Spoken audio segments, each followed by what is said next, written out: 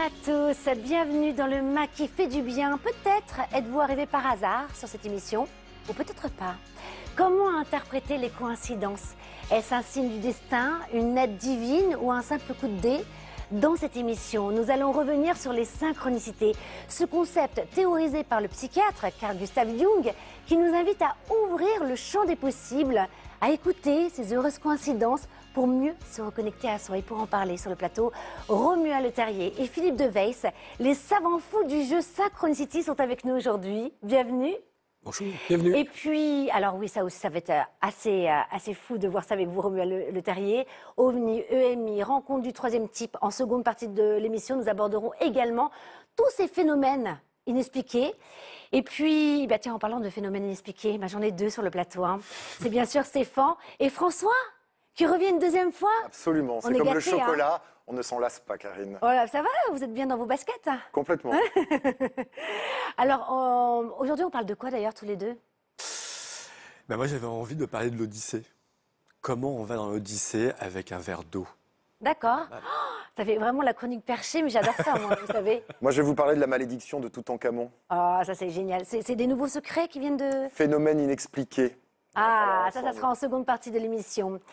Romuald Le Terrier, je suis ravie de vous inviter sur le plateau avec Philippe de Weys. Alors, j'adore votre histoire, vous le savez. Votre histoire, c'est celle d'un chercheur en ethnobotanique dont ses croyances de scientifique vont être bouleversées du jour au lendemain, suite à un voyage chamanique en pleine forêt amazonienne, je donne le ton, où vous allez toucher du bout des doigts, finalement, la magie de l'invisible. Je connais votre histoire, mais finalement, à chaque fois que vous me la racontez, j'ai l'impression de la redécouvrir et j'apprends plein de choses. Qu'est-ce qui s'est passé là-bas? Ben moi, quand je suis parti en Amazonie, je suis parti en tant que scientifique, donc vraiment pour étudier les plantes avec les Indiens. Et très vite, j'ai été amené à pratiquer leur expérience rituelle d'utilisation des plantes de vision. Et j'ai rencontré des chamans. Et il y a un chaman particulier qui s'appelait Don Ernesto, qui m'a vraiment appris énormément de choses sur le fonctionnement de leur univers. Et c'était complètement magique parce que du coup, moi, je suis arrivé là-bas avec ma conception très matérialiste, scientifique de l'univers. Et au fur et à mesure que je rentrais dans les expériences avec eux et la compréhension aussi de l'écosystème, de l'environnement, de la jungle, eh bien, tout ce qu'on m'avait enseigné s'effondrait comme un château de cartes, en fait. Donc, c'était vraiment une expérience pour moi fabuleuse de découvrir non seulement une autre culture, mais aussi un autre monde, quoi. Et je sais que vous avez beaucoup observé aussi ce chaman Ernesto qui travaillait beaucoup avec les images, les symboles. Rien n'était par hasard pour lui. Mais en fait, lui, quand j'ai commencé à travailler avec lui, la forêt, pour lui, c'était un livre ouvert. C'est-à-dire que tout faisait sens, tout faisait signe. C'est-à-dire que quand il était, ne serait-ce qu'une balade dans la forêt, il y avait toujours des informations pour lui en temps réel par rapport à ce qu'il était en train de penser, par rapport à des questions qu'il pouvait avoir sur sa vie. Moi, il me disait un truc qui m'a toujours fasciné. Il y avait une espèce d'oiseau, par exemple, qui chantait un cri particulier.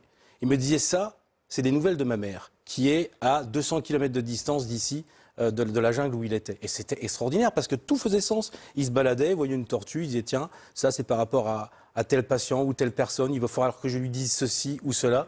Et donc la nature était en fait comme l'écran de sa conscience en fait. Donc la tortue, c'était qu'il ralentisse un peu dans sa vie? Exactement. Mais qu'il sera gagnant quoi qu'il en soit. Exactement. Vous avez déjà fait, vous, un voyage chamanique? Non, mais pourquoi pas. Avec ayahuasca, c'est ça que vous aviez utilisé. Ouais. Oui, non, alors pas c'est encore. Ouais, l'ayahuasca, on peut le dire quand même. Un petit mot sur l'ayahuasca pour tous ceux qui nous regardent, justement, parce que c'est aussi la grande mode, le chamanisme. Oui. En ce moment, il y a beaucoup d'Occidentaux qui partent justement faire en pleine forêt amazonienne. Mais je ne sais pas ce que vous en pensez, Romuald Le Terrier, mais moi, je mettrais un petit bémol, parce que pour moi, c'est toute une civilisation. C'est aussi atavique, ça se transmet de chaman en chaman. Et je ne sais pas si on doit encourager les personnes à vivre ça comme ça, de façon un peu à l'arraché. Comme une mode. Non, mais c'est vrai, finalement. C'est mon discours depuis une vingtaine d'années. Moi, je m'aperçois qu'effectivement, le phénomène de mode des Occidentaux qui partent là-bas dans une logique souvent de consommation déstabilise le système indigène là-bas. C'est-à-dire que ça a créé aussi des conflits dans les structures culturelles et dans les sociétés là-bas. Et puis, bien souvent, vous avez des gens qui vont faire cette expérience et qui n'ont pas les clés aussi de lecture de cette expérience et donc qui reviennent aussi des fois très mal. Il faut en être conscient. Voilà, c'est une plante qui n'est pas anodine. Mais bien sûr, c'est un mélange de deux Après, on plantes. rentre chez soi et qu'est-ce qu'on fait lorsqu'on va pas bien? C'est-à-dire qu'on n'a pas les outils nécessaires. C'est exactement pour ça. s'établir. Alors, en revanche, pour tous ceux qui nous regardent, parce que c'est quand même le thème d'aujourd'hui, parce que suite à ça, finalement, après ce voyage fabuleux qui bouleverse vos croyances de scientifiques, vous allez, au fur et à mesure, quelques années plus tard, imaginer un protocole pour créer des synchronicités. Et d'ailleurs, c'est tout le thème du jeu que vous avez créé ensemble, Philippe de Weys et vous, Romuald Le Terrier. Mais avant cela, j'ai une question. Pour ceux qui ne connaissent pas finalement la véritable définition des synchronicités, quelle est-elle quelle est votre définition à vous des synchronicités? Alors moi, j'aurais une définition plus scientifique. Pour moi, une synchronicité, c'est la synchronisation d'un événement intérieur, subjectif, avec un événement extérieur, c'est-à-dire qui se passe dans la réalité physique. C'est-à-dire qu'à un moment, vous allez avoir une pensée, une préoccupation, et c'est comme si l'univers ou la nature qui est autour de vous va vous répondre. Ça peut être aussi l'espace urbain, mais vous avez une réponse dans la réalité physique qui correspond à votre questionnement intérieur. Vous avez un exemple très concret pour qu'on comprenne mieux? Est-ce que d'ailleurs, quelle est votre plus grande synchronicité que vous ayez vécue? Moi, la plus grande synchronicité que j'ai vécue, c'était une synchronicité que j'ai fabriquée en fait avec ce protocole que Ernesto m'avait enseigné. Et en fait, je suis parti d'un animal qui était le jaguar. Et je me suis retrouvé donc à un moment à émettre une intention en me disant tiens, je veux essayer de voir une synchronicité avec ce jaguar dans la réalité. Et je l'ai retrouvé. Dans une voiture? Non, pas dans une voiture, mais presque. J'étais effectivement dans un autocarrosse au Pérou et j'ai vu une énorme affiche où il y avait ce jaguar exactement comme moi je l'avais vu dans mon intention. Alors ce qui est vraiment intéressant, c'est qu'en fait ces synchronicités, elles créent un véritable jeu de pistes en fait, à partir du futur. Voilà. Donc finalement, vous êtes en train de nous dire que ça validait quoi? Le fait d'avoir eu la confirmation par l'univers comme un autre effet, une autre image, un autre symbole qui vient appuyer ce que vous avez vécu? Alors, ça a été une double prise de conscience. Déjà, la plus grosse prise de conscience parce que j'en ai été ému aux larmes et après j'en ai même eu aussi un fou rire. Oui, mais en même temps, vous êtes sensible, Romuald Le Terrier. C'est que déjà, j'ai pris conscience qu'on pouvait interagir entre notre conscience, nos intentions et la réalité physique. Donc quand j'ai pris conscience de ça, ça a été une vraie révolution. Voilà. Là, ça a été la plus grande. Et puis après, de se rendre compte qu'il y avait ce guidage aussi à travers le temps, avec le futur.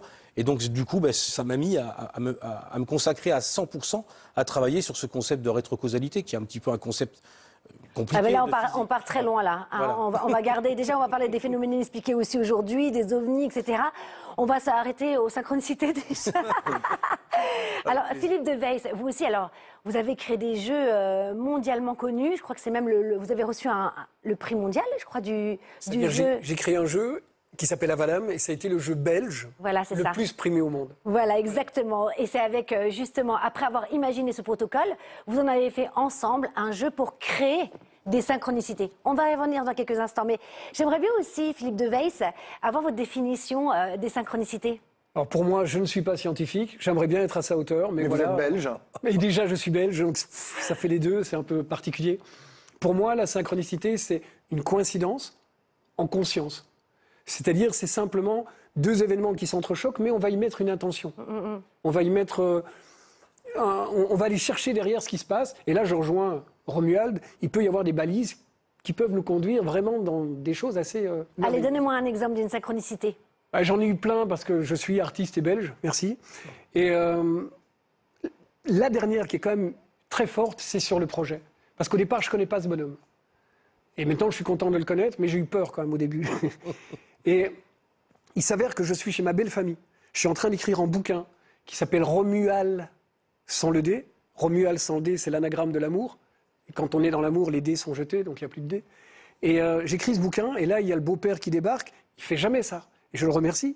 Il m'amène une feuille photocopiée avec un bouquin. Et il me dit, tu dois lire ça. Et c'est un bouquin écrit par un certain Romuald Le Terrier, Jocelyn Morisson, Se souvenir du futur. Un best-seller chez vous. J'adore. Ouais, j'adore le titre. Et puis moi, je vois Romuald et Romuald. Et c'est là où on a des frissons, il y a un truc qui se passe, ça pétille, il y a une magie. C'est ce que j'appelle la coïncidence. Ça peut s'arrêter là, c'est-à-dire, ok, ben voilà, merci, au revoir, bisous, et je rentre. Non. C'est là où je vais investiguer, me dire pourquoi est-ce que ces deux événements, à ce moment-là, s'entrechoquent. Je vais rentrer en Belgique, je vais acheter son bouquin, on va rentrer en contact, et on ne s'est quasi pas vu pendant 2 ans, mais le projet, il est là. C'est-à-dire qu'en lui envoyant mon premier jeu à Valham, il y a des tas de synchronicités qui se sont mises. Il m'a appelé un jour en disant « T'as pas envie de faire un jeu sur les synchronicités ?» J'ai dit oui, et voilà. Finalement, en fait, ce que vous êtes en train de dire, c'est être conscient de tous ces miracles de la vie où on est guidé. Hein, c'est comme s'il y avait un chemin. Oui. Alors, j'ai une question à vous poser, et peut-être même scientifique. Est-ce que ça serait la conscience qui crée la matière, ou est-ce que vous pensez que c'est plutôt des choses un peu divines qui nous viennent d'extérieur? Comment savoir déceler? C'est pas nous-mêmes qui créons finalement ces synchronicités? Alors, moi, le point de vue qu'aujourd'hui je dégage de toutes mes recherches, et aussi d'autres chercheurs avec qui je collabore, c'est qu'en fait, la réalité physique n'existe pas. Ce n'est que de la conscience, en fait. Voilà. On est dans une réalité de conscience. La conscience, c'est première.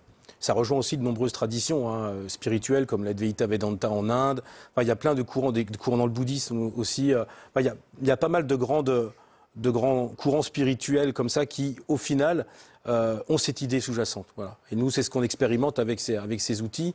Et il y a les deux. C'est à la fois la conscience est première, mais il y a aussi une dimension spirituelle, bien évidemment. Vous avez déjà vécu une synchronicité ou pas, là dernièrement? Non, j'aimerais. Vous savez, par exemple, Peut-être est-ce que vous regardez pas? Vous n'êtes pas assez, peut-être, vous vivez peut-être pas assez en conscience. je pense à quelqu'un Oui. avec qui je travaille. J'ai rêvé plusieurs fois et je me dis, tiens, peut-être qu'un jour, je vais me réveiller à côté. Ce serait une synchronicité, on est d'accord. Pour l'instant, C'est ça qu'on marche plouffe pas. dans le lit. Mais je vais beaucoup jouer au jeu pour essayer de faire Vous voyez, ça marche. Et vous, Stéphane? Ouais, moi je souhaitais en fait obtenir un crédit à la banque, mais rien que le fait de faire toutes les démarches administratives et d'aller voir les banques, c'est quelque chose qui m'épuisait déjà d'avance. Et une amie m'invite à un dîner qu'elle faisait chez elle, le soir même, et elle m'assoit à côté d'un directeur d'agence de banque. Et je ne savais pas que c'était un directeur de banque. Je lui raconte mon projet parce que j'avais que ça à lui raconter à ce monsieur que je ne connaissais pas. Il m'a dit « J'adore, venez me voir lundi matin dans mon bureau ». Et effectivement, mon projet lui a totalement séduit et j'ai obtenu mon crédit. C'est-à-dire que le matin, je me disais, il me faut un crédit pour faire ce projet, et le soir, je rencontre Ça s'appelle ce du directeur. piston, ça, Stéphane. Non, mais ça, est-ce après, que c'est ça, après. c'est une vraie synchronicité? Est-ce que les synchronicités, c'est pas d'abord un symbole qui aurait été en lien justement avec cette rencontre? Moi, ce que je comprends Même si elle est très belle, votre histoire. On est complètement hors sujet, Stéphane. ce que je comprends, c'est qu'en fait, le fait que son projet a été financé au final, dans le futur, a créé cette rencontre dans le passé, en fait. C'est-à-dire que c'est une influence du futur vers le passé. D'accord, mais Parce ce que n'est pas souvent, une synchronicité. c'est lié au processus de la synchronicité. Mais en fait, on s'aperçoit que comme le futur existe déjà, sous forme de potentialité, à un Sous moment... forme de potentialité, on est Voilà, bien bien d'accord. sûr. Et quand un potentiel est un petit peu plus activé, ce qui a été le cas ici, eh ben, il y a une redescente d'informations qui vient influencer justement cette D'accord, rencontre. D'accord. Eh bien, d'ailleurs, alors moi, j'ai vécu hier, je vous assure que c'est vrai, vous me dites pas, et vous, Karine, donc moi j'y vais, je m'incruste dans la discussion. J'étais en train de me dire, mais quelqu'un lui a posé la question. Vous vous en Dites-nous, fichez. Karine, et vous C'est mon seul moment de gloire, c'est le dimanche matin. Non, mais c'est vrai, j'avais rêvé que j'étais en léopard. Ma peau était devenue toute léopard, partout. Et j'étais sur le plateau, même mes chaussures étaient léopard. Je me réveille, je dis, ah, c'est marrant quand même, animal totem, léopard. Et je me dis, est-ce que c'est un message qu'on veut m'envoyer? Et au moment où j'ouvre mon portable, sur Instagram, qu'est-ce que je vois? Un léopard. Ben oui. Et je me suis dit, c'est comme si l'univers, dites-moi si c'est une synchronicité, comme si l'univers me confirmait que ce que j'avais ressenti en me réveillant, c'était ça. Mais ça va même plus loin que la simple synchronicité, parce qu'avec Ernesto, moi j'ai compris comment il fonctionnait. En fait, il avait la capacité de créer des rêves prémonitoires. Oui. Et là, on peut dire que c'est un rêve prémonitoire. Vous C'est-à-dire avez... que je vais me transformer en léopard? Mais non, mais vous... En banquette de voiture. dans le rêve, vous étiez. En banquette de voiture.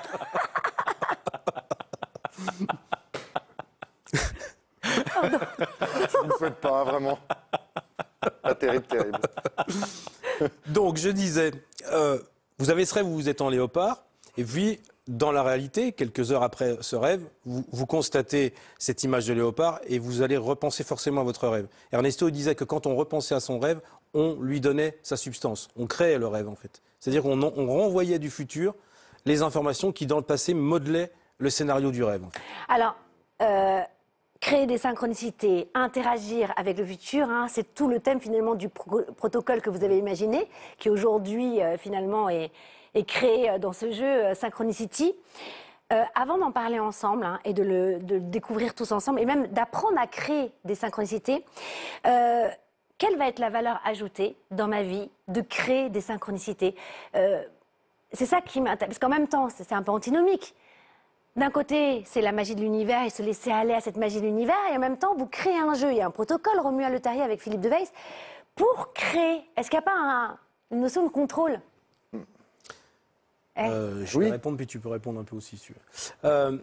En fait, pour moi, il y a un entraînement à créer des synchronicités. Hein. C'est un peu comme un muscle. Je dis souvent dans mes ateliers, il faut muscler cette cognition particulière à travers le temps et l'espace, et donc c'est important de pratiquer. Le jeu sert justement à pouvoir pratiquer et à s'entraîner, à créer ces boucles temporelles, parce que c'est des petites time loops en fait qu'on crée avec notre conscience. Et donc ça a un intérêt certain, ça a un intérêt déjà de pouvoir voir qu'on peut interagir sur la réalité physique, donc ça donne un surcroît de conscience, et en plus, le fait de pratiquer régulièrement vous amène à créer une guidance avec vous-même. Hein, c'est sur 2 temporalités différentes. Temporalité où vous êtes dans le présent et une temporalité où vous existez déjà dans le futur et où vous avez la possibilité d'influer sur vos choix et vos décisions dans le passé. Vous avez compris ou pas? Mais oui, mais alors, Parce que si vous avez compris, le téléspectateur a compris. vous vous souvenez de mon histoire de rêve? Oui. Oui. Ben, moi, ça m'intéresse que ce que je souhaite se passe. Oui. Dans mon lit. Oui, on a bien le compris. rêve. On s'est tous rappelés de votre... Donc ça peut s'appliquer à plein de domaines. Ça marche pas tout le temps. Hein. Moi, j'ai rêvé 4 nuits d'affilée que j'étais jeune, beau, je me lève le matin et ça marche pas. Ça marche pas. Si, c'est la perception qu'on en a 2 fois après. Mais c'est ça qui est exactement, unique, en c'est fait. transformé peut-être notre J'ai passé façon une de voir les dizaine choses. dernièrement et ça passe plus. Non, ça... Stéphane, Non, moi, la question que je me pose, c'est qu'effectivement, ces synchronicités, comment on pourrait effectivement les traduire? Parce que des fois, elles ne sont pas évidentes. Des fois, c'est une synchronicité et on ne s'en rend pas compte que c'en est une. Hein. mais est-ce que vraiment, justement, alors, par rapport à ça, on le sait. On marche dans la rue, on pense à quelque chose, à un rêve. Oh, on tombe sur une plume blanche. Validé? Non? On pourrait se dire, bah tiens, c'est validé. Vous validez quoi avec la plume blanche? Moi, je me dis, je vois une plume blanche, je prends comme un encouragement, comme quoi je suis sur la bonne route. Mais après, c'est moi avec moi, je suis d'accord avec vous. Mais moi, je l'aurais vu, La plume blanche. je l'aurais ressenti. Non, est-ce que je vais trop long ou pas? Alors Philippe pour moi, je voudrais laisser à tout le monde le droit de définir ce qu'est sa synchronicité. Sans quoi, il y a quoi? Il y a un label. Et à ce moment-là, c'est qui Ah, mais possède là, le ouais, mais label? là, on vous C'est- sent énervé, là. Pourquoi? Parce que c'est passionnant. Et ce que vous dites est passionnant. Et je pense qu'il faut, à un moment donné, savoir justement accueillir la magie de la vie sans nécessairement rentrer dans le mental. Quand vous demandez comment on trouve les synchronicités, moi je suis d'accord avec Romuald. C'est en effet un exercice, mais ce n'est pas un exercice mental, c'est un exercice de l'intuition et donc du cœur. C'est pas du tout le cerveau. Si on commence à se dire, est-ce que A plus B, est-ce que cet élément-là plus cet élément-là, mais c'est pas du tout une synchronicité. Il n'y a pas de magie de la vie. C'est le mental qui continue à tournicoter. Et ça marche pas. Il n'y a rien de magique. Quel est le but de créer des synchronicités? Vous ne m'avez pas Rendre votre encore vie. véritablement répondu, à part de façon scientifique, mais là, pour la personne qui nous regarde, la personne lambda, en fait, qui découvre ce qu'est une synchronicité, qu'est-ce que ça va m'amener en plus? Moi, je pourrais répondre personnellement, ça m'amène de la magie dans ma vie, en fait, finalement. C'est voir le miracle dans chaque chose qui nous entoure. Mais ça, c'est ma propre définition, mais la vôtre? Bah, moi, la mienne, c'est déjà de comprendre que c'est un ajout de sens dans sa vie personnelle. C'est-à-dire que quand vous pratiquez ces synchronicités, que vous avez ces réponses de l'univers, bah, ça vous donne déjà une reliance. Au mieux de penser que vous êtes livré comme ça, vous êtes apparu au hasard dans cette existence, dans un monde qui est géré uniquement par le chaos, le hasard et une réalité uniquement matérielle. Quand vous pratiquez ces synchronicités, vous avez une vision du monde qui change, où vous êtes en reliance. Et vous avez une existence qui prend du sens. Et ça, à mon avis, ça n'a pas de prix. Je veux dire, ça, de changer de perception de la réalité, moi, ce que j'ai pu vivre en Amazonie, ça m'a aidé à surmonter bien les angoisses. Clairement, quoi. Oui, on a l'impression de trouver sa place, alors que souvent, on n'a pas de place. On se pose beaucoup de questions. Et là, quand les synchronicités apparaissent, c'est l'idée de dire, ça y est, je suis centré, il y a quelque chose qui me relie à. C'est ça, c'est Donc vivant. pour des gens qui effectivement ne sont pas par exemple croyants, religieux ou spirituels, ça donne un sens en fait supplémentaire pour se convaincre que la vie a un sens, qu'on est effectivement dans son axe, même si on n'a pas la foi. Vous dites ça pour moi.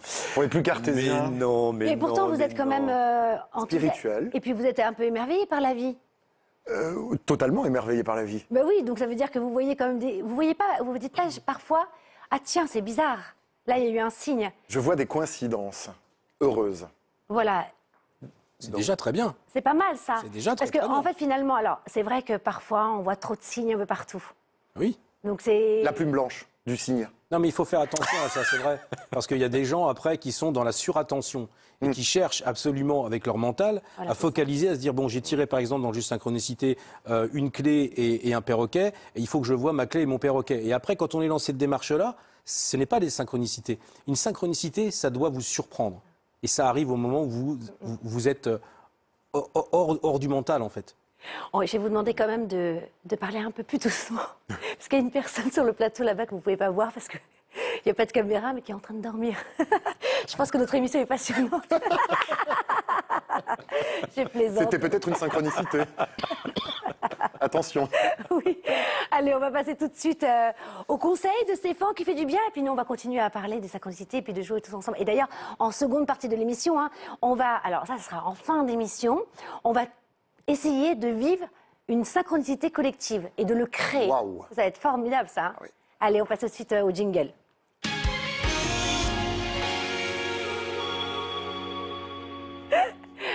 Alors, Stéphane, Imaginez, Karine, si je vous dis qu'on peut réinformer l'eau de votre corps uniquement en imaginant une action, un verbe, un mot positif d'une eau que vous pourrez boire.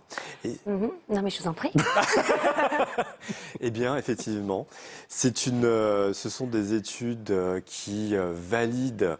Alors, ces études sont un peu controversées, mais certaines valident totalement le fait que d'informer l'eau que l'on boit pourrait réinitialiser, redonner une information positive à votre organisme, à votre mental, à tout votre être. Par exemple, Karine, vous êtes en colère. Eh bien, il Ça m'arrive suffirait... jamais, vous savez. Jamais, on le sait. C'est la plume blanche qui se dépose à chaque fois Bien sur sûr. nous. Eh bien, il suffirait tout simplement, avec une bouteille d'eau, simple, de source, d'y mettre un message positif. Nous sommes en colère, on va mettre par exemple un message de paix sur l'eau. PAX ou vous l'écrivez comment? PAIX, je l'attendais, j'en étais Mais d'ailleurs, sûr. vous nous avez, je crois que vous avez, pour nous, vous vouliez nous parler de cette étude scientifique. Alors, l'étude scientifique, effectivement, elle date... Alors, celle qui est la plus connue, c'est Masaru Masato, qui est japonais. effectivement ce japonais merveilleux, qui a réussi à photographier des cristaux d'eau. Qu'est-ce qu'il a fait? Il a mis en évidence avec ces cristaux d'eau qu'une note de musique ou le verbe d'un mot, par exemple guerre. Ah ben on peut voir au fur et à mesure à l'antenne. Oui, Là par absolument. exemple, allez-y, commentez-nous. Alors C'est là, boire, donc c'est guerre. Alors là, c'est un cristal d'eau, pardon, qui a été informé avec le mot guerre. Donc ça veut dire voire qu'on a en dit à l'eau. anglais. Guerre, et à ce moment-là, au microscope. Alors, Ils ont photographié. c'est un appareil très particulier qui permet de photographier l'infinitésimal. Donc, on voit exactement à quoi ressemble, eh bien, effectivement, un cristal d'eau. Il y avait un haut-parleur qui répétait le mot guerre plusieurs fois et on fait la photo. Et on Incroyable fait quand la même. photo. Donc là, on voit des ombres un peu noires, c'est ça que vous êtes en train de dire. Effectivement, et on voit sur ce cristal, eh bien, il n'est pas harmonieux. D'accord. Il y a des zones d'ombre. Donc, imaginez, comme nous sommes composés principalement d'eau, ce que cela peut faire lorsqu'on nous envoie un mot, effectivement, qui est disharmonieux pour nos liquides à nous. Alors qu'on on fait- les absorbe. Tout puis on est- a 80%, on est fait de 90%, On est- 80% d'eau. On est fait en fait Donc, c'est de plus de incroyable. 80% d'eau, et c'est Einstein qui disait tout est information. Donc si effectivement l'eau que l'on boit est capable de transmettre, de véhiculer une information, qu'elle soit positive ou négative, ça veut dire que notre eau à nous, intérieure, peut capter Ah cette oui. information, qu'elle soit négative ou positive. On voit un joli Petit mot. flocon. Oh, Voilà. Eh là, bien, là. 10 Voilà. minutes après, on va prendre effectivement la même expérience, mais en informant l'eau avec le mot love, donc amour. Étoile à 6 branches. Étoile à 6 branches, et chaque branche a 12 rameaux. Donc la signification et l'unité parfaite, eh bien, on voit effectivement que, ne serait-ce qu'à l'œil nu, l'harmonie est là. Donc imaginez si vous buvez ne serait-ce que 1 ou 2 verres de mots d'amour tous les jours. D'amour à vous plusieurs, allez- là, vous voyez. Eh bien, déjà, c'est l'amour avec nous. Bah alors, vous parlez de paroles, parce que là, je vois qu'il y a le mot P sur PAX. Hein. Et parce que j'avais, comme nous sommes tous ensemble, aujourd'hui, je trouvais que c'était agréable de vous connaître et de faire communier le mot paix tous ensemble. Mais alors, Donc là, ça, c'est pas la le mot. parole, là, c'est un mot. Quelle est la différence? Eh bien, absolument, Karine. Figurez-vous que la parole est une fréquence, mais d'écrire, effectivement, une information sur votre bouteille, eh bien, le trait de votre inscription est déjà une formule mathématique. Vous savez que Léonard de Déjà une Vinci disait information. ça, hein? Mais c'est grâce, justement, à Léonard de Vinci qu'on lançait ça avec les nombres d'or. Effectivement, chaque action matérialisée dans un verbe ou dans un mot va vous donner l'information. Donc là, on peut boire avant la pause pub. Avant la pause pub, Vous l'avez je fait vous ai quand? mis. Faut le faire Alors, longtemps. Alors, il y a une recette, hein, je crois. Je ne sais pas si on l'a mis. Enfin, pas une recette, mais finalement, c'est juste, voilà, en fait, prendre une c'est très bouteille simple. d'eau. Vous prenez une bouteille en verre, ça c'est très important. Vous mettez une eau de source. L'idéal, ce serait d'écrire le mot que vous avez envie, eh bien, de fréquenter. Je peux mettre au fur et à mesure. Brad Pitt, par exemple? Vous pouvez mettre Brad Pitt, mais vous Et donc là, je bois du Brad trompez Pitt. pas sur l'orthographe parce qu'il y en a qui ont essayé, ils ont été déçus quand même. Et vous buvez 2 à 3 verres par jour, pas plus. Mais vraiment, lorsque vous Ça change des écrivez choses. ce message, vraiment mettez aussi les mains sur cette bouteille d'eau et conscientisez ce. Merci. On va se retrouver juste après une toute petite pub. Vous allez voir, on va continuer hein, à dialoguer sur les synchronicités, à découvrir plein de choses, à revenir sur tous ces phénomènes inexpliqués, ovnis, expériences de mort imminente, rencontres du troisième type. Ben voilà, il y a un collectif de chercheurs internationaux qui se sont penchés sur toutes ces questions-là. Ça va être passionnant. À tout de suite après, juste une toute petite pub. Merci beaucoup.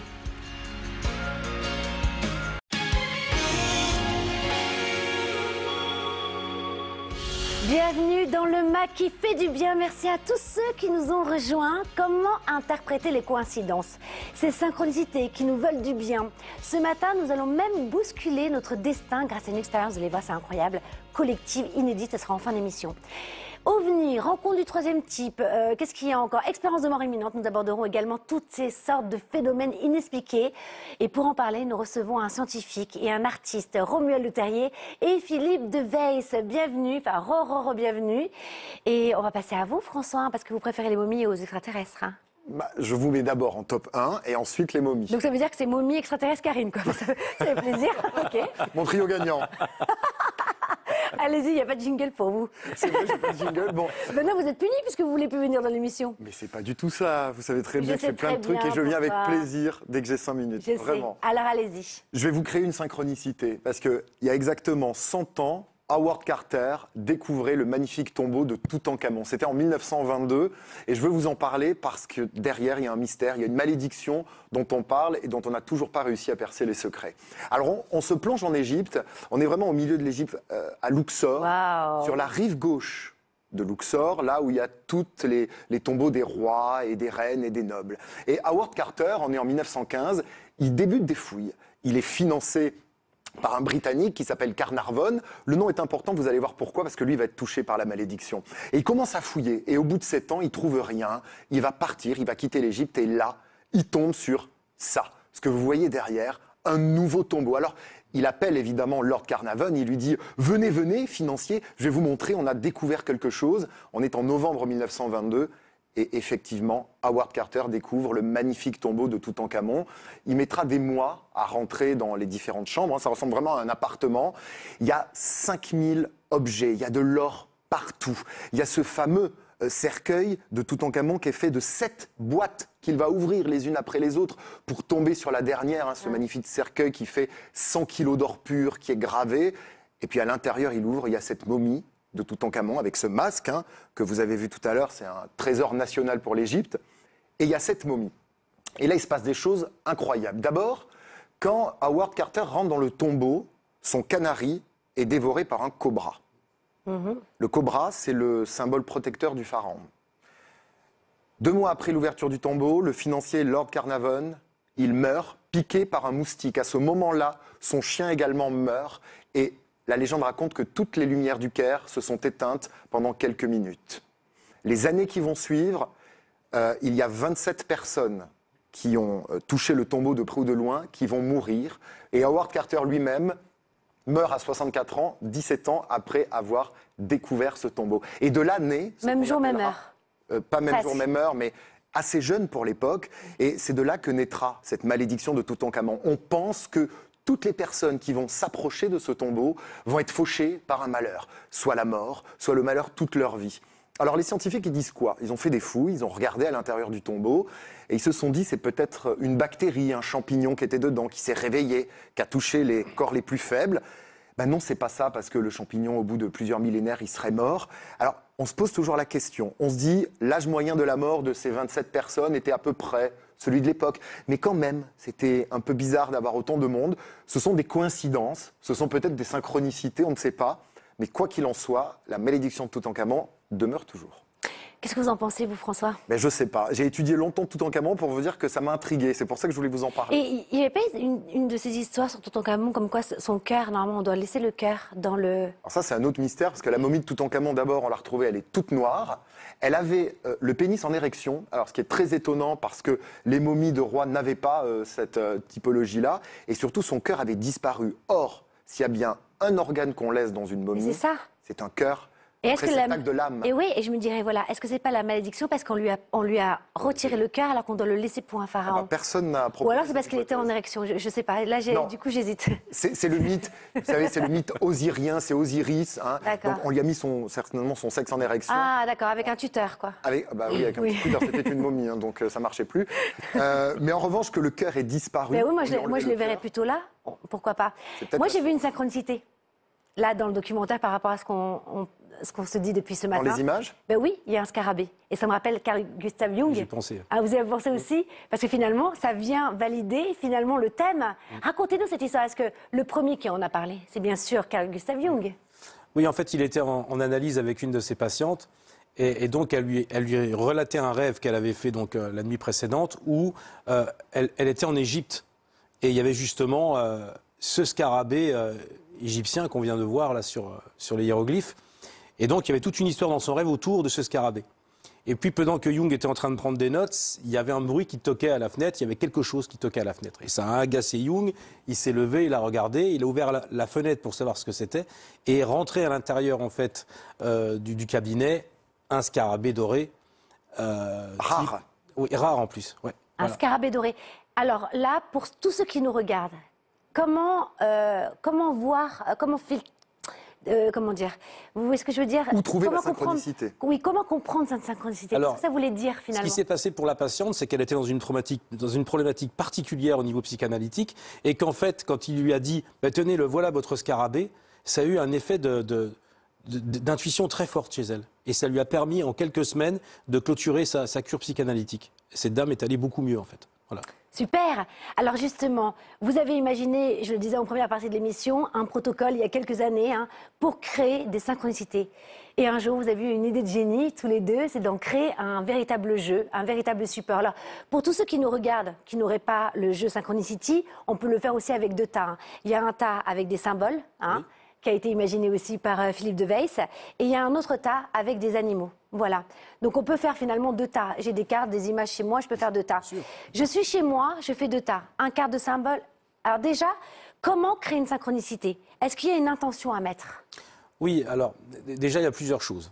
C'est-à-dire qu'avant de faire sa synchronicité, on peut émettre une intention. Une intention, ça peut être quoi? Ça peut être une sorte de vœu, par exemple, de dire, ben voilà, moi j'aimerais telle chose, j'aimerais que telle chose se réalise pour moi, ou pour mes proches, ou pour ma famille. Plus l'intention va être positive et collective, et plus on s'est rendu compte qu'elle avait de la force, ça c'est clair. Ça, c'est Si c'est génial. quelque chose de très égoïste, ça marche pas vraiment très bien, mais quand on englobe des intentions qui sont pas uniquement les siennes, ça a plus de force.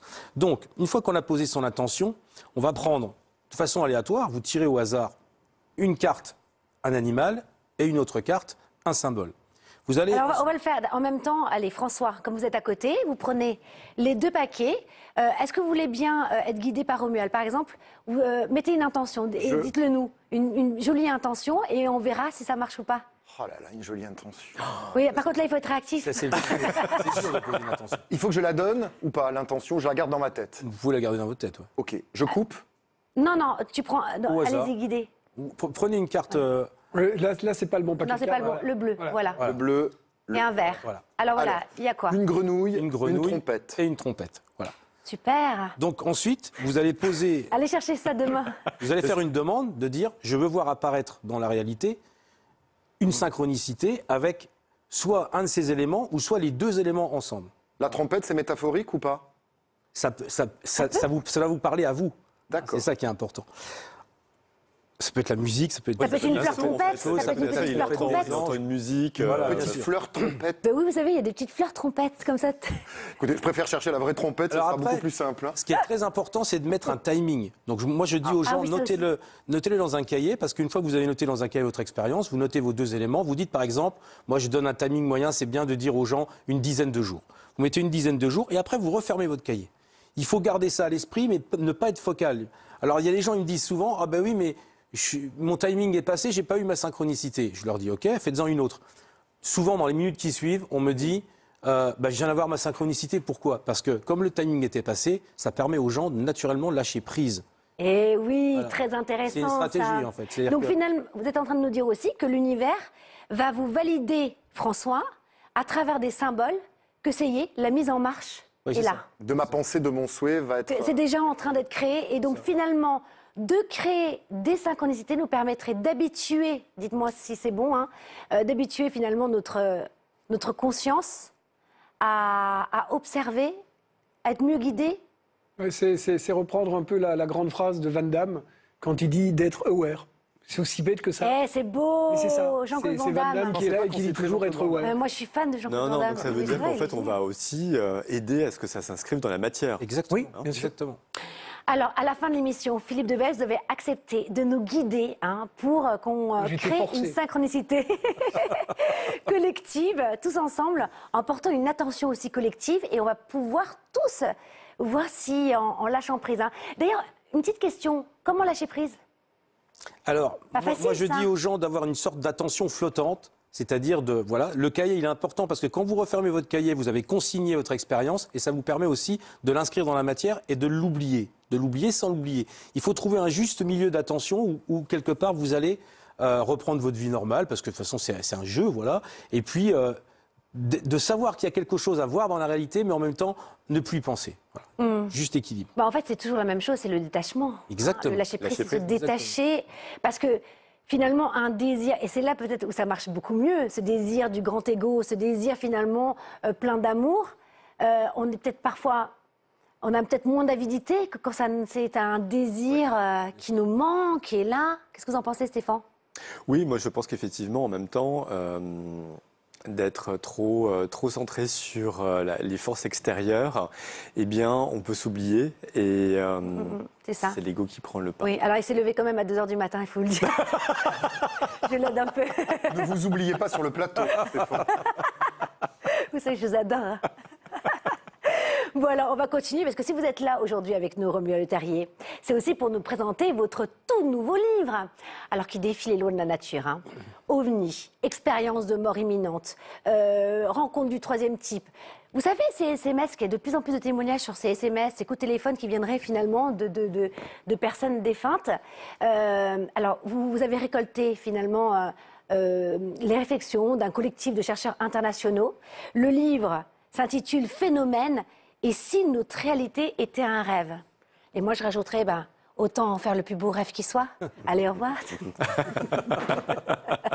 Alors, dites-nous tout, pourquoi, en tant que chercheur, pourquoi avoir été... je perds mes mots, moi aussi, ce matin. Comment, pourquoi? Dites-nous tout. En fait, ce livre, il est... Non, je l'ai. C'est revenu.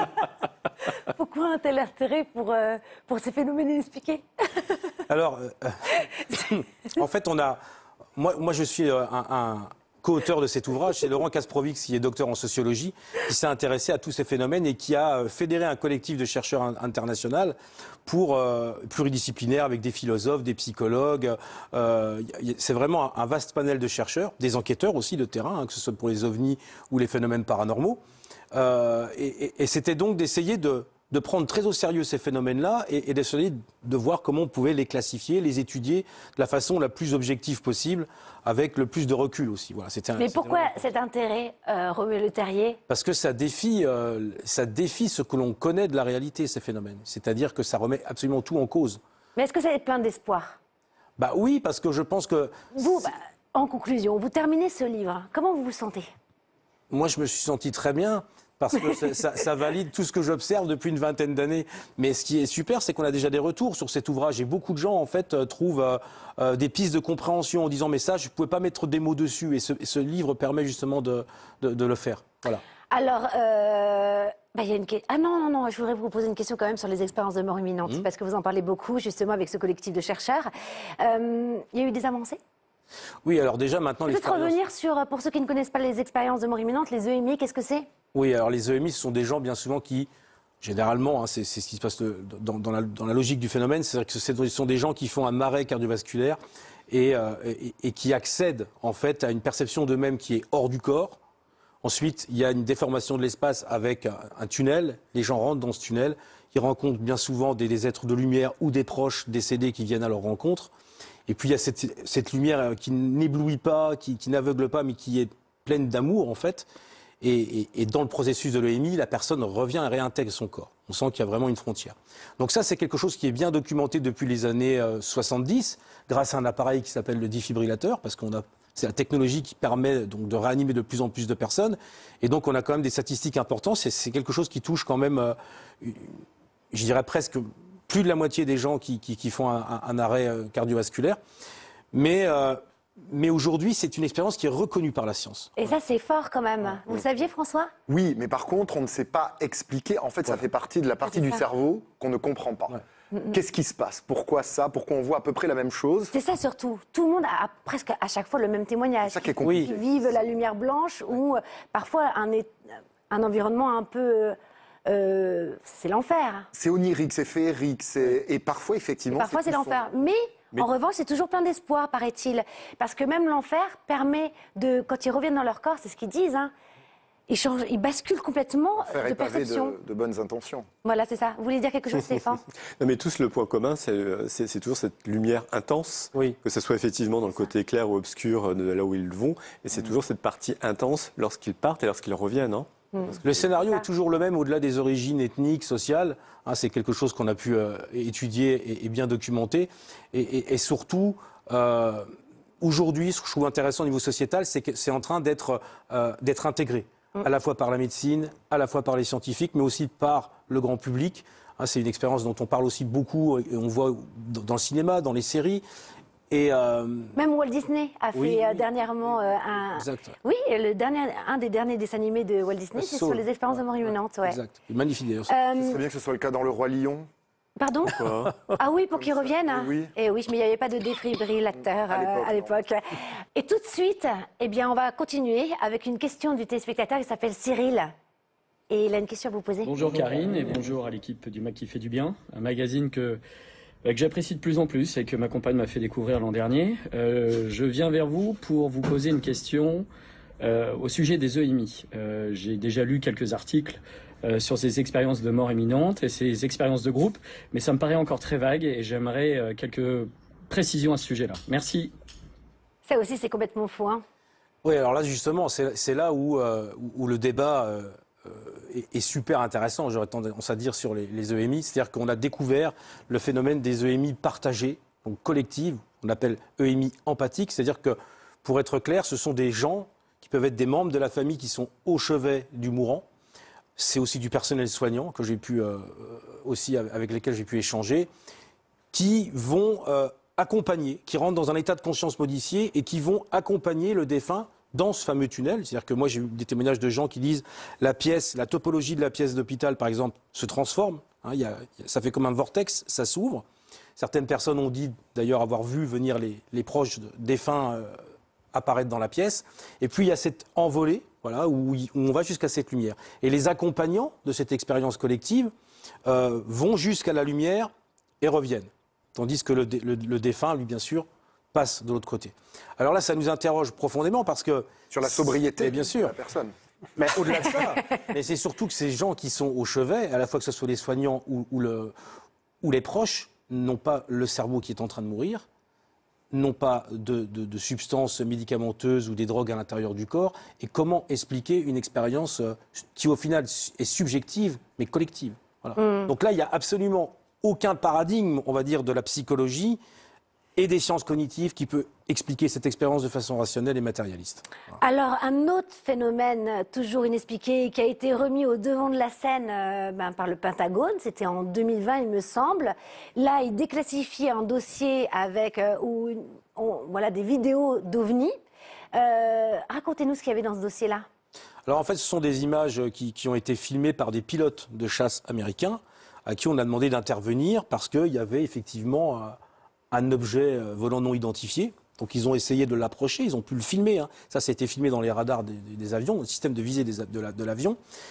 Et on y voit un appareil qui fait des prouesses technologiques qu'aucun appareil technologique sur Terre, terrestre, ne sait faire. Voilà. C'est-à-dire même qu'il va se jouer des lois de la physique. C'est-à-dire qu'il fait des choses qui ne collent pas avec ce qu'on connaît de la physique, de la résistance de l'air, des accélérations, des virages, des trajectoires qui sont absolument impossibles, improbables. Donc ça a été filmé, documenté, enregistré par l'armée américaine et ça a été ensuite déclassifié. Et on se rend compte que depuis une paire d'années, il y a quand même une déclassification de ces dossiers de plus en plus. Et vous savez quoi?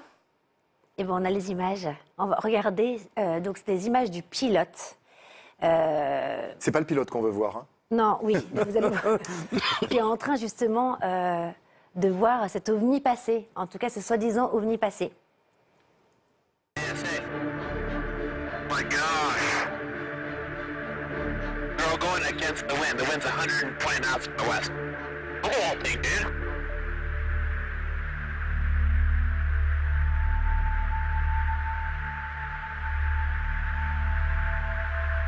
That's not our LNS though, is it? It's not. That is an LNS, dude. Well, if there's like a thing, it's rotating. Là, on est dans quelque chose, c'est indiscutable, si vous voulez. Il y a le pilote qui l'a vu, il y a les caméras qui ont filmé, il y a le tour de contrôle qui a identifié aussi. Enfin, il y a plein de choses. Là, il y a un problème. Alors justement, pourquoi le Pentagone, d'après vous, a déclassifié ces dossiers? Est-ce qu'ils sont en train de nous préparer à l'arrivée des extraterrestres? Ailleurs, cette possibilité, oui, elle est envisagée, qu'on nous prépare de façon récurrente sur cette thématique-là. Mais au-delà de ça, il y a aussi la préoccupation militaire de savoir qu'est-ce que c'est. C'est quand même dans l'espace aérien de plusieurs nations.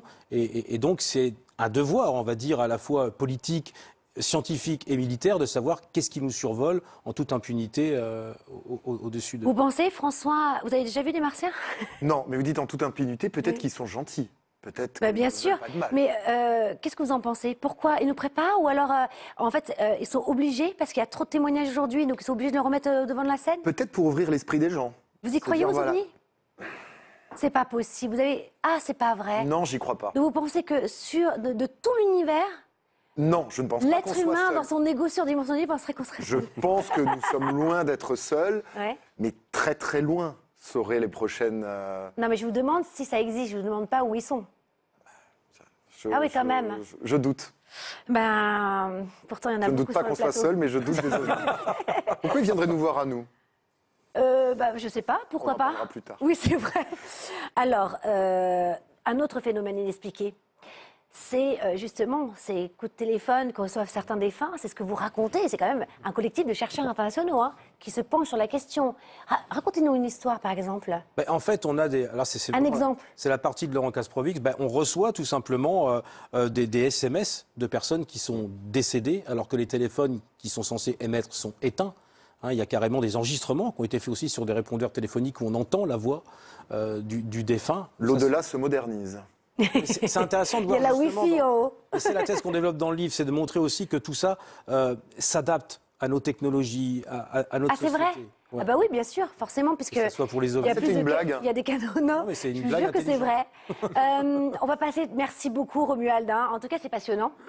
Et ce qui est formidable, c'est ça, les scientifiques qui se penchent sur la question. Alors, on va jouer tous ensemble à ce jeu collectif de synchronicité. Je peux vous demander les deux Bien tas, sûr. François, s'il vous plaît. Donc, le tas avec les animaux et le tas avec les symboles. Vous êtes absolument merveilleux. Dites-nous, on va le faire tous ensemble. On va essayer de créer une synchronicité. Philippe de Weiss, guidez-nous. Déjà, dans quelle intention je dois être? Guidez-nous. Si possible, être le plus léger possible et oublier le mental. C'est hyper important. Savoir aussi que ce n'est pas un jeu de voyance. Donc, c'est inutile de se poser des questions en se disant est-ce qu'il va m'arriver ça, en espérant rencontrer tel type de personne. Ce n'est pas de la voyance. C'est juste, justement se libérer, ne plus contrôler, on est dans une société de contrôle, et laisser la magie venir jouer avec nous. C'est pas nous qui jouons aux synchronicités, ce sont les synchronicités qui jouent avec nous. Ça, c'est important. Alors allez-y. 2 tas. Il y a 2 tas. Il y a donc le tas. Alors là, il y en a 3 parce qu'elles sont pas très bien mélangées, donc on va essayer. Non, non, il y en a une qui est mise de côté, Oui, mais il y c'est en a- bien 2 voilà, tas. c'est pas grave. On va dire 2 tas. On va prendre une carte bleue et une carte verte. Mais on pose pas une intention avant. On va poser l'intention qui va être j'ai pensé avec Romuald à faire quelque chose de collectif. J'imagine que chacun d'entre vous et chacun des téléspectateurs peut imaginer le monde magique, merveilleux qu'il aimerait avoir. C'est comme une carte postale. On imagine ce monde parfait Et pourquoi? parce que ça va enfin englober tout le monde. Ce n'est pas une intention là personnelle, c'est d'abord imaginer le monde idéal que nous aimerions avoir. Et derrière, notre intention, c'est de demander si les synchronicités qu'on va tirer là arrivent dans votre vie, c'est de voir si nous pouvons nous-mêmes réaliser ce monde à travers nos actions au quotidien. Donc chacun va recevoir finalement soit un des 2 symboles. Donc je tire On pour l'espère. vous tous. Voilà, je tire et on se dit que sur ces 2 symboles, on aura peut-être la confirmation qu'on est sur le bon chemin de ce monde qu'on a de envie ce de créer, monde qu'on imagine. de façon qu'on aimerait autonome créer. et de façon collective. Bien C'est pas sûr. mal. Ok. Vous avez tous compris? Oui. On a compris. Bon, génial. Alors j'y vais, je prends un symbole de trac.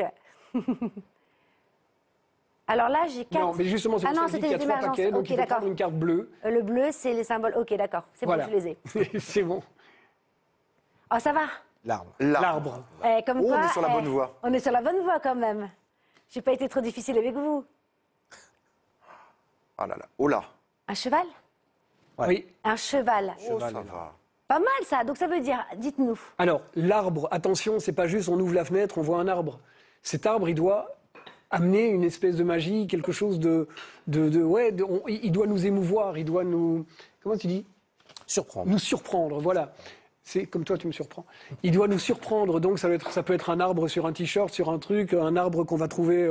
Moi, j'avais tiré Ok. l'arbre et il y avait un hôtel qui s'appelait Le Chêne. Voilà. Donc là, j'avais trouvé mon arbre. Grand au cheval, pareil. Bon, alors, tirer une carte. Comme on n'a plus beaucoup de temps, Romuald, vous êtes le seul à tirer une carte qui fait du bien. Avant de nous quitter, c'est un téléspectateur qui nous l'envoie. N'hésitez pas à toujours nous envoyer sur Instagram, sur Facebook, en message privé, vos vidéos avec une question sur la spiritualité ou alors une petite phrase d'un auteur connu et on la lira sur le plateau. Alors, soyez heureux, agissez dans le bonheur, sentez-vous heureux, sans aucune raison, Socrate. C'est pas un peu une synchronicité déjà avec l'intention qu'on a tous portée aujourd'hui? Formidable. Hein. En tout cas, Romuald Le Terrier, Philippe de Weiss, je présente à nouveau donc Synchronicity, c'est votre jeu, phénomène, et si notre réalité était un rêve, de chez Guy Trédaniel. Merci infiniment à vous deux. Merci pour l'accueil. Stéphane, vous allez pouvoir vous reposer un petit peu. Mais oui, absolument, ça y est. François, bah là, vous nous quittez vraiment jusqu'à la prochaine. bientôt, Hein. oui. C'est ça le vœu que j'aurais dû faire aussi, c'est vous revoir plus encore sur le plateau. Si vous On voyez va un tous arbre. le faire de façon collective. Merci à tous de nous avoir suivis. On se retrouve la semaine prochaine, même jour, même heure. D'ici là, eh bien, on se retrouve sur les réseaux sociaux, en replay, sur MyCanal. Et surtout, je vous souhaite de vous faire du bien, beaucoup de bien et plein de synchronicité, finalement. Merci, hein. Merci. Merci. Faites vite, hein. Si, toujours trop vite. Bah oui, mais il y a trop de jeux.